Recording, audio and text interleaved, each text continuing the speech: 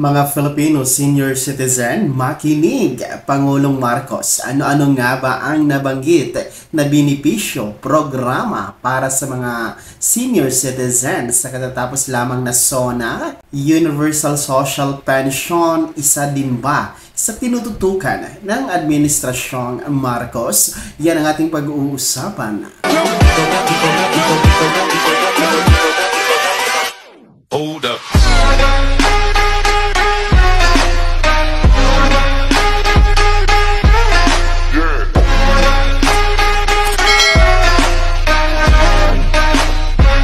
Hello mga ka-vlogs! Welcome dito sa aking YouTube channel. Magandang araw po sa lahat ng mga manonood. Saan po kayong dako sa mundo? Kumusta mga ka-vlogs?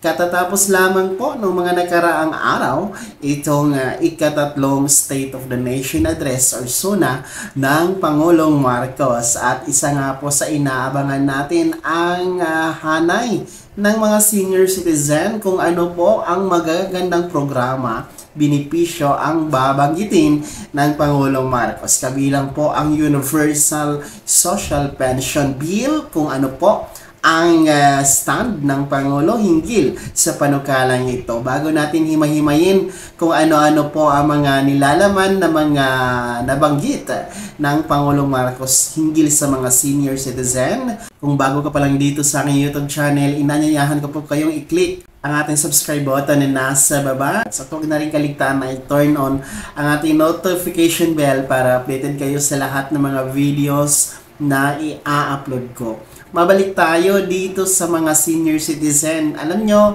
isa sa inaabangan ng lahat at karamihan ng mga senior citizen. Ako personally ay isa din po ito sa inaabangan ko, ang banggitin ang sektor ng senior citizen. No? Excited tayo na ilatag ng Pangulong Marcos ang mga magagandang programa, mga plano sa hinaharap at yung mga benepisyo ng ating mga senior citizens sa katatapos lamang na State of the Nation Address or SONA noong July 22, noong Lunes po yan mga ka-vlogs.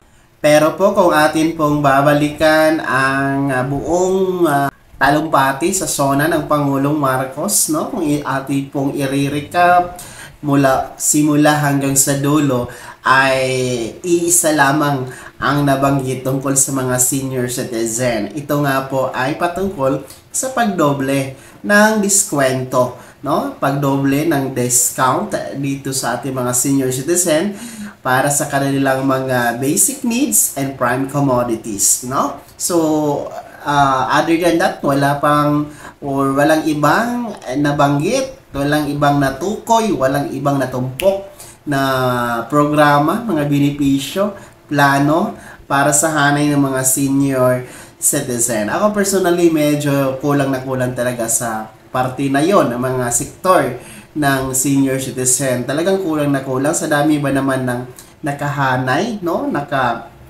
Inline na mga panukala, magagandang panukala para sa mga senior citizen. Isa na dyan itong pagpasa ng Universal Social Pension Bill na nasa Senado ng mga ka-vlogs. Alam niyo, isa yan sa ini-expect ko talaga na mabanggit ng Pangulo kung ano po ang status nito, ano ba ang kaniyang stand, no? Ano ang kaniyang posisyon hinggil dito sa Universal Social Pension Bill mga ka-vlogs at yung universal healthcare para sa ating mga senior citizen, yung ating mga senior citizen na umaasa sa pabahay or housing, no? Ano po ang stand ng Pangulo dyan? Hindi po yan nabanggit. At ano din po ang stand ng Pangulo hinggil sa transition from DSWD to NCSC, hindi din po yan nabanggit mga ka-vlog. So, for me talaga ay medyo kulang po. Medyo nakakalungkot na nakakadismaya, no? Sa parting iyon na talagang yung discount lang talaga yung nabanggit para sa mga senior citizen, no? Pinagmamalaki niya yung dobling discount. Hindi naman lahat ng senior citizen nakaka-avail doon. 'Di ba po, mga senior citizen? Sapagkat bago ka maka-avail sa doubling discount ng senior citizen, kailangan mo dala-dala yung senior citizen handbook, no? At saka kung hindi mo yung dala, no, kahit senior citizen, may senior citizen ID ka, hindi pa rin yun ma-avail, no? Talagang pahirap yun. And then, isa pa, no, bago ka makaka-avail ng senior citizen discount, ay may limit po yan, no? May limitasyon sa per week, halimbawa ng inyong grocery, may limit po yan, no? Hindi po talaga lahat ng mga basic needs and prime commodities ay na-apply doon sa senior citizen discount, mga ka-vlogs. Kaya sa dami ba naman ng mga panukala na nakahanay, no, sa mga senior citizen, sa dami ng mga magagandang programa sana ang pwedeng banggitin, talagang senior citizen discount pa yung nabanggit, at talagang nakakadismaya yung mga ka-vlogs. Kayo, mga senior citizen, no, satisfied ba kayo, no, agree ba kayo, satisfied ba kayo doon sa nabanggit na senior citizen discount? Na-enjoy nyo ba yung mga senior citizen discount nyo?